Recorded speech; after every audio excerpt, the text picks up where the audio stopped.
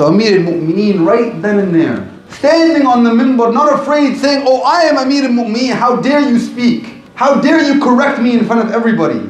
On the contrary, he said, صدقت امرأة وأخطأ عمر. The woman was right and Umar ibn al-Khattab was wrong. This steadfast on the truth and not fearing who he's talking to was one of the characteristics of Amir al-Mu'mineen that allowed him to be that door between al-haqq wal-batil. And this is why he was narrated as al-Faruq, the one that segregates between right and wrong. And this is why trials and tribulations were non-existent in his time of khilafah, because of his strength on the haqq. But that strength was also there with mercy. He was merciful to the believers. And this is something I think we tend to forget. Because we are in a position of weakness as Muslims today, the only people that we can be strong with is each other. So we see each other when we go to parking lots at malls. Every single one of us parks perfectly.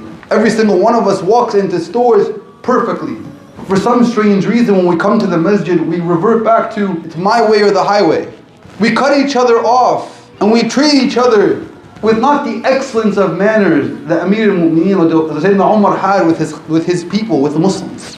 And we know the famous story of Amir al-Mu'mineen walking at night and seeing a family that had no food. And he goes and he gets them food, and this woman is complaining about Amir al-Mu'mineen in front of Sayyidina Umar. And not once did he clarify and said, yes, I am Amir al-Mu'mineen, please stop complaining about me to me.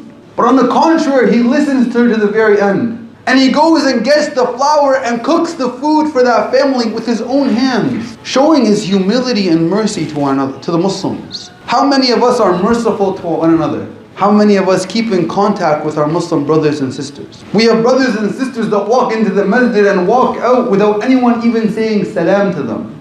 Is this the etiquette and the value that Sayyidina Umar ibn al-Khattab inspired in us? Or it is not? Today we spoke about the life of Sayyidina Umar ibn al-Khattab radiallahu anhu, and a few of the characteristics that he had. Primarily standing with the truth and forbidding evil. And secondly, showing mercy to Muslims and to those around him. The last characteristic I want to highlight before we begin our salah is Sayyidina Umar ibn al-Khattab radiallahu anhu saw dignity only in Islam. He saw dignity only in Islam. In Sulh al-Hudaybiyah, in the Treaty of Hudaybiyah, the Prophet ﷺ was coming to do Umrah. And the people of Quraysh stood on the borders of Mecca saying, you will not enter this year.